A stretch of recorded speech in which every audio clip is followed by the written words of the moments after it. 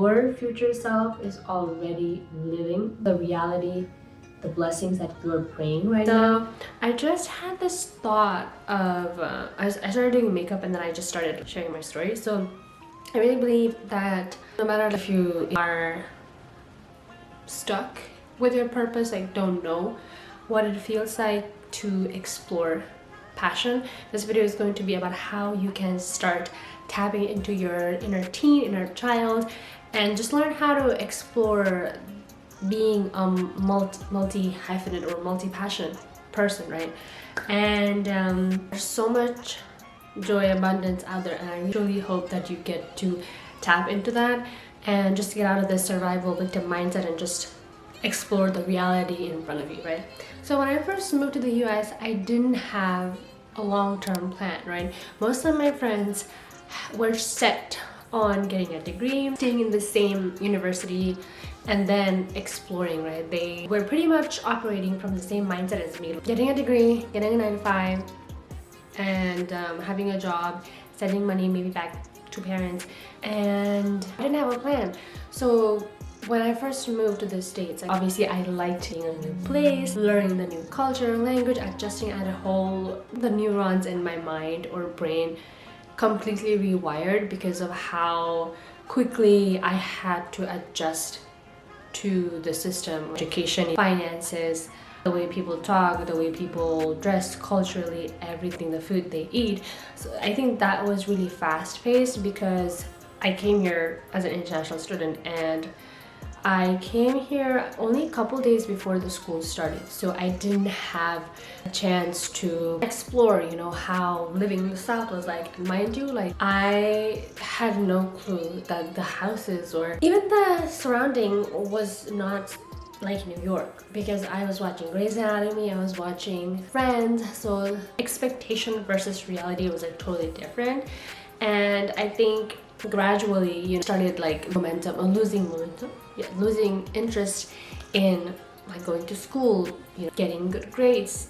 I didn't feel that joy, passion in studying because I always had this constant thought of how do I get a scholarship, how do I get an internship, how do I get a job. In the back of my mind was I have to give back to my parents because they invested in my education and they sent me to the US, right? I didn't tap into my passion because when I was growing up, I wanted to be a fashion designer. You know, I came here as an accounting major and I changed to international business majors. I have a natural talent for like learning languages, picking up new things.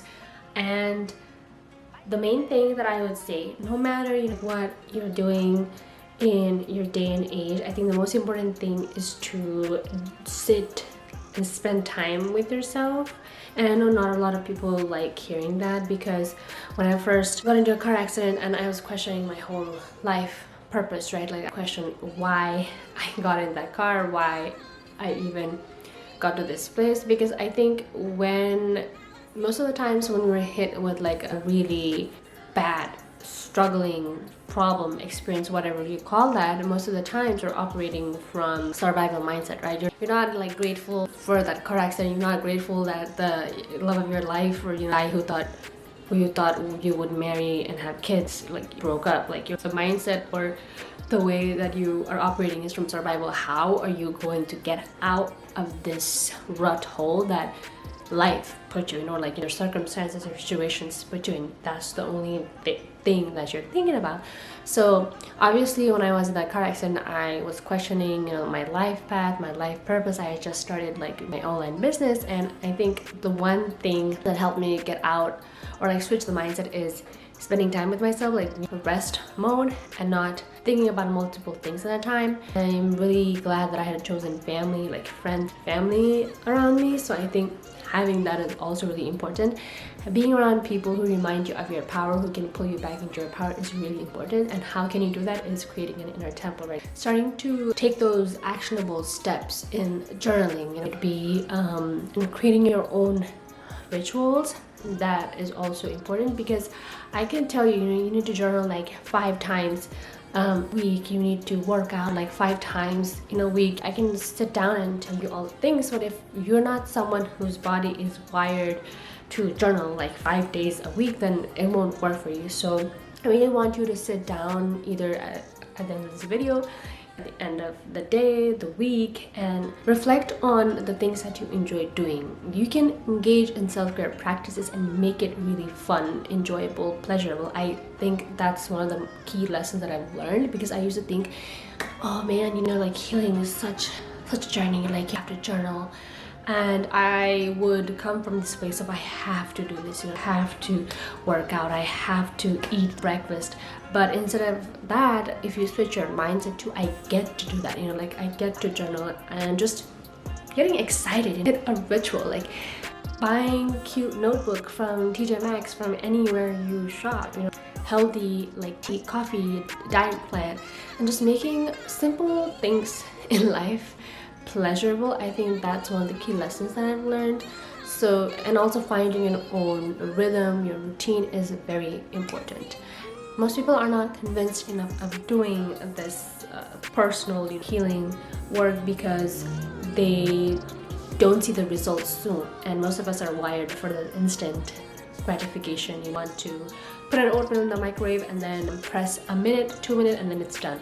But healing, and sometimes it's really painful not seeing the tangible results in the real life. And healing work is not a linear process, right? I used to think, oh, I'm going to like work on my relationship and then the problems will never occur again. I will never be angry.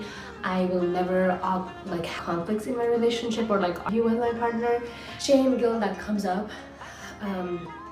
Immigrant or first immigrant and like home at a young age.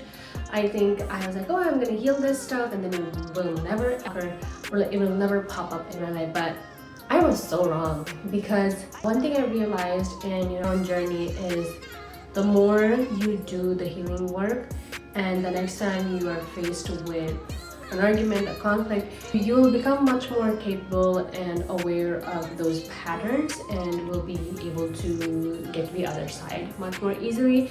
But the healing work is not a once and done process. Being aware and knowing that your journey is your own, unique, and not comparing your journey to other people, and knowing that everyone has their own success timeline. I think that's something that I constantly remind myself of, because I might not be where I want to be in this present moment, but what I can do is learn to sit with where I am at in this season of my life. And that was something that I was not doing. I would always yearn for the future to come and being impatient with my timeline. I have friends who remind me that being in the present moment is the medicine.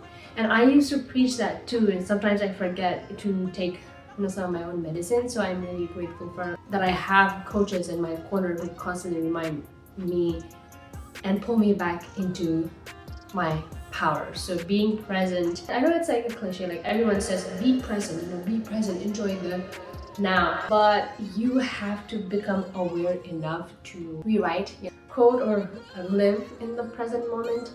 And also, no amount of watching videos, courses, listening to podcasts, reading self-help books is going to change you unless you change within yourself. Your inner self has to become courageous and like to change, and also saying like enough, right? So I think that's the other thing too. I realized that no one can change my life other than me, and that's like a concept that revolves around this idea of like a self-care, healing, personal growth.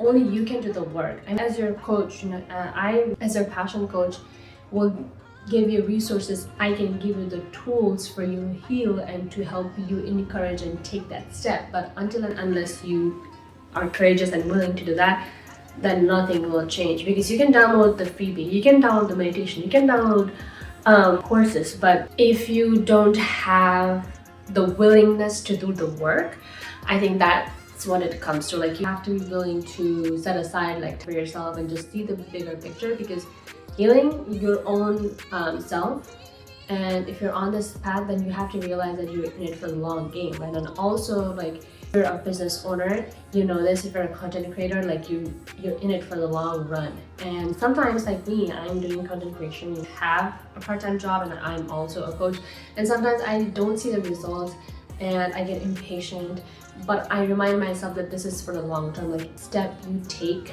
towards your goals in your life, in a week, in a month, that is helping you build your castle, that is helping you build your house brick by brick. Your future self is already living the reality, the blessings that you're praying right now, and the only thing that can help collapse that timeline is you being able to change and you being able to say that enough is enough. So I think that's another part.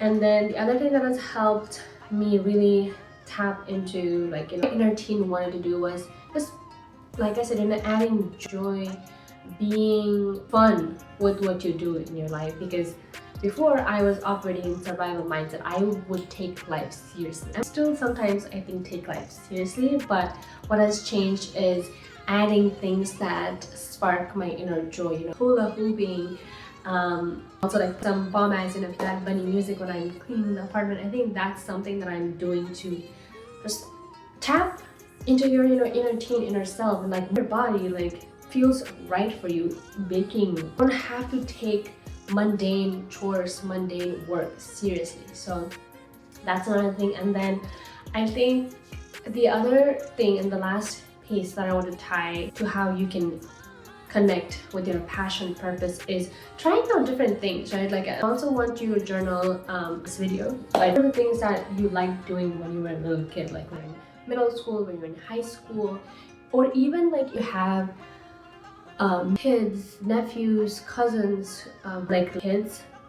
As an adult now, what do you like doing with them? Do you find coloring really therapeutic? Do you find making crafts really therapeutic? So like activities and things that really spark joy in you and that make you go, ooh, it's really interesting, I want to know more. And so I think doing that also helps you connect with your passion, like playing guitar, music, singing.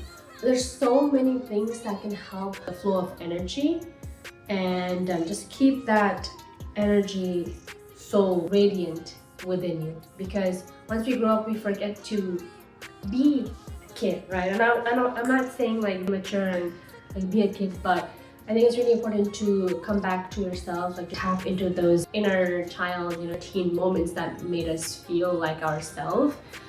Because a lot of the times growing up, I think we take on the beliefs and opinions of other people, and once as an adult we are scared of doing things that would once bring us joy, right? I look at kids when I used to babysit, I would look at kids in the park play with each other without caring about what adults thought, right? So I think when we grow up, we lose that childlike joy, being more playful. So I think this video was more about being playful and adding joy to your life, so I might reword that. But how can you actually tap into that inner temple, your inner teen, see her or him, heard, activated, and just exploring what's out there for you. So I hope this video helped you in any way. And if it did, please comment your key takeaways of this video. This video popped up on your feed. I really do hope that you get to explore your inner passion and tap into what makes you you. So thank you so much for pressing play, and I highly recommend you to watch my other videos if you liked what I have to say.